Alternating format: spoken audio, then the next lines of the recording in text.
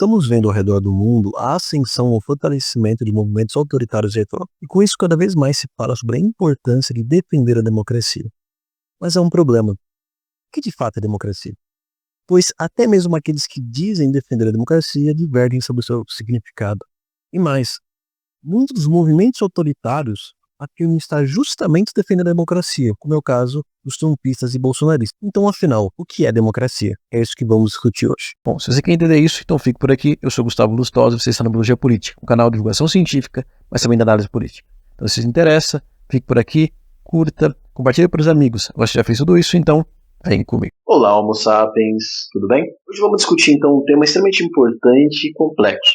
Então, é importante aqui, primeiramente, destacar que não há um consenso acadêmico, não há uma resposta 100% correta, porém eu vou apresentar aqui as principais definições e principalmente a definição que eu considero a mais correta e que está alinhada com as principais definições pela academia, ok? Então vamos lá. Primeiramente, a gente pode resumir as definições dentro da academia em basicamente dois tipos: definições descritivas e idealistas. As descritivas, elas têm que explicar como as democracias funcionam, seja hoje ou historicamente. Já as idealistas, elas querem definir como as democracias deveriam ser. Se você pesquisar por aí, em sites, etc., provavelmente você vai encontrar mais da primeira definição, né? Ou explicando o que são as democracias atuais, com eleições livres, múltiplos partidos, direitos básicos, etc., ou você vai encontrar as definições do que é uma democracia direta, indireta, e assim sucessivamente. No entanto, eu vejo que muitas dessas definições não são muito boas, pois não conseguem, por exemplo, explicar como que Atenas, que foi a primeira democracia, se encaixa nas definições deles, ou não conseguem apresentar o que de fato é obrigatório uma democracia ter, já que nós temos diferentes tipos de sistemas políticos. Já as definições idealistas, elas muitas vezes acabam levando às contradições ou paradoxos. Vou pegar aqui, por exemplo, um caso que eu achei muito interessante, que foi a fala do professor de filosofia da USP, Vladimir Safatli, que ele comentou no podcast da Inteligência Limitada, em que ele disse que, para ele, uma democracia é um regime, é um sistema onde todos têm o mesmo poder político. E aí ele mesmo assumiu que, para ele, nunca existiu uma democracia, nem mesmo hoje. Bom, veja que aqui eu não quero desmerecer a fala dele, até porque essa definição ela é aceita em várias linhas e é aceita hoje em dia, e é bastante popular no meio progressista, no meio esquerdo. Porém, veja que é uma definição que ela apresenta alguns problemas. Primeiro, ela entra num paradoxo de negar que a primeira democracia, que a democracia ateniense, foi uma democracia. Então, é basicamente a gente pegar o conceito criado pelos atenienses 2.500 anos depois, criar uma definição nova e dizer que eles estavam errados. Será que isso é justo, isso é coerente? Por exemplo, seria coerente eu inventar uma definição de cristianismo e dizer que nem Jesus, nem os apóstolos, nem os primeiros cristãos eram cristãos de verdade? Percebe aí o problema?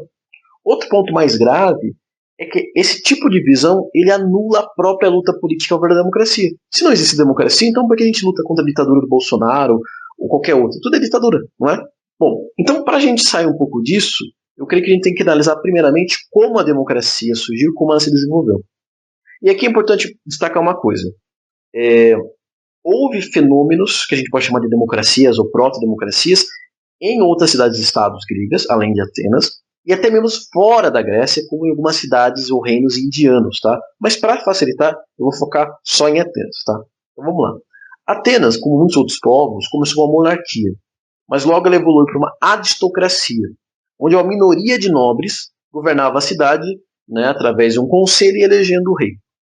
Essa aristocracia então foi passando por reformas por causa da pressão, especialmente sob a liderança de Solon, até se tornar uma democracia com Clístenes em 508 a.C.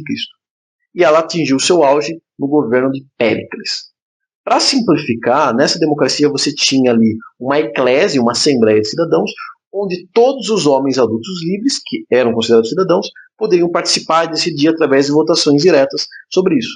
Havia outros órgãos, outros parlamentos, que eram muitas vezes formados por aristocratas, mas esses órgãos vão começar a perder poder ao longo do tempo e ou se tornam ali praticamente um tribunal apenas. Evidentemente, se a gente pegasse essa Atenas trouxesse hoje, ninguém ia chamar de democracia, já que ela excluía mulheres, escravizados, estrangeiros, também tinha muita desigualdade social e assim por diante. Mas olha o contexto histórico no qual ela estava inserida. A Atenas pré-democrática, ou todos os outros povos em volta, ou quase todos os outros povos em volta de Atenas, que eram monarquias, teocracias, oligarquias, apenas 1% da população governava, ou até menos. Já com essa reforma, mais de 20% da população passou a governar. A democracia ateniense ela foi interrompida várias vezes, seja por golpes internos, por ação externa, quando ela foi derrotada por Esparta, e é claro, ela acabou quando Atenas perdeu sua independência. No entanto, a ideia da democracia foi séculos depois resgatada na Europa, principalmente através do iluminismo, teve uma evolução interessante e semelhante. Então as democracias começavam elas eram mais complexas e aqui indiretas, né? Isso é uma mudança diferente, claro, mas a Assembleia Popular foi que ganha mais poder, e aí no começo você tinha só homens livres votando, depois todos os homens votando, já que foi abolida a escravidão, até que finalmente no início do século XX, as mulheres e assim todos os cidadãos de fato passam a votar. Por isso, usando isso como base,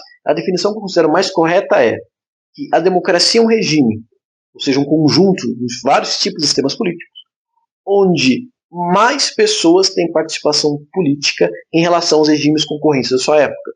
E, ao longo do tempo, esse número tende a participar, ou seja, ela tende a ser cada vez mais participativa. Aí, hoje, né, falando de uma democracia atual, seria um regime, um sistema onde todos os cidadãos têm poder político, têm participação política. Veja que essa definição encaixa tanto Atenas do século VI a.C. quanto a Suécia atual. E outra coisa interessante, quando Aristóteles vai discutir sobre democracia ou sistema político, ele apresenta ali uma ideia mais ou menos parecida com essa. E aqui é importante também destacar uma outra coisa. Para justamente eu ter que todos os cidadãos tenham poder político, eu vou ter algumas outras necessidades que são derivações dessa definição.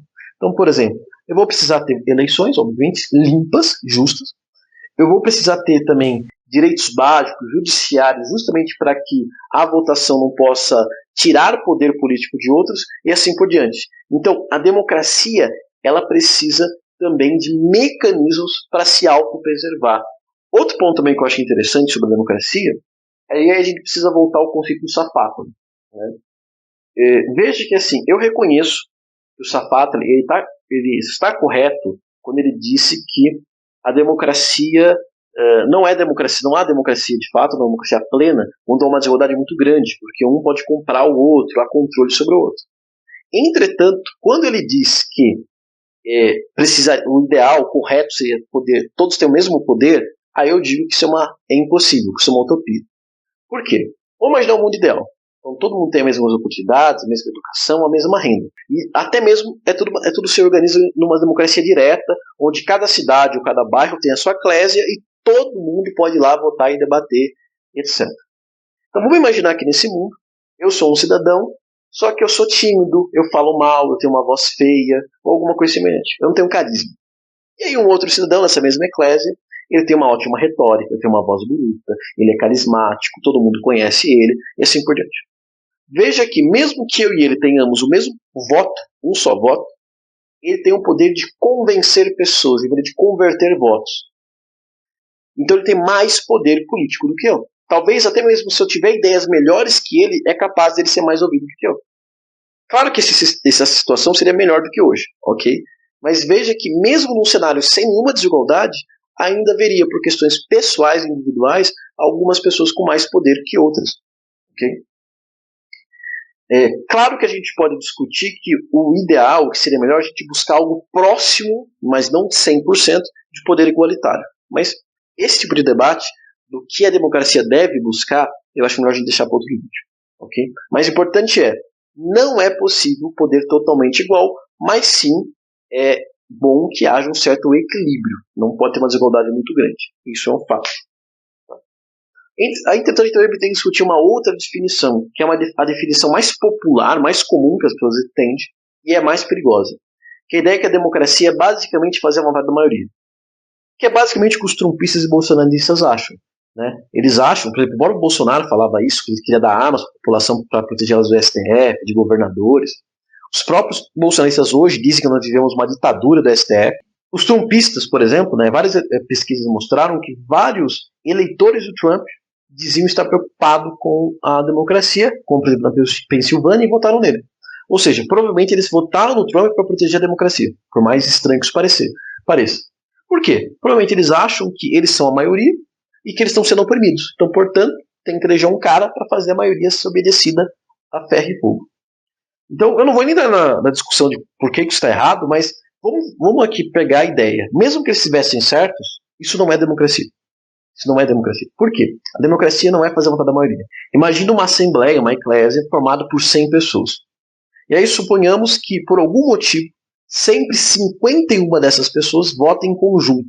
E as outras 49 quase sempre discordam. Nesse cenário, as 49 não têm poder político nenhum. Elas votando ou não faz diferença nenhuma. Indo ainda mais longe, se essas 51 pessoas resolverem tirar o poder político das 49, se não tiver nenhum contrapeso, elas podem.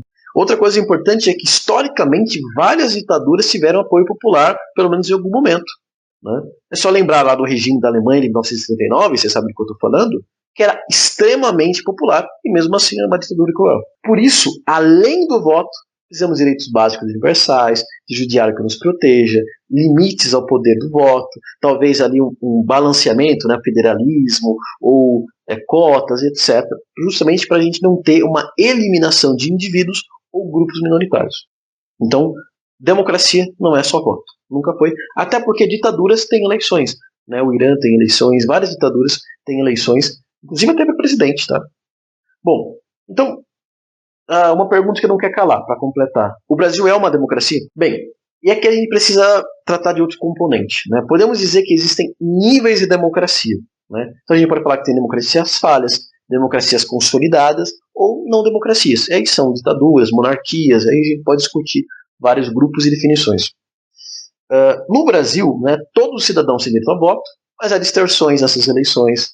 Os nossos representantes não nos representam. Por outro lado, a gente tem um federalismo que permite que a gente tenha mais chances de eleger alguém legítimo, então um vereador, um deputado, um cidadão, etc. E caso tudo falhe, a gente tem um Ministério Público, a gente tem um Judiciário que a gente possa recorrer. Esses também têm falhas, né, mas eles existem. Então, assim, de maneira geral, todos nós aqui no Brasil temos algum poder no Estado, mas com falhas e distorções. Então, assim, eu diria que o Brasil é uma democracia falha. Tem falha, mas é uma democracia. Mesma coisa nos Estados Unidos, por enquanto. Agora, por exemplo, a Venezuela, né, que o Lula lá no passado chamou de democracia relativa, a China, a Península Arábica, os países da Península Arábica, tipo Arábia Saudita, etc. Não são democracias. E aqui não há nem discussão. Tá? E veja que aqui eu não estou dizendo se eu gosto, se eu defendo, quem é melhor ou não. Tá? Por exemplo, a China.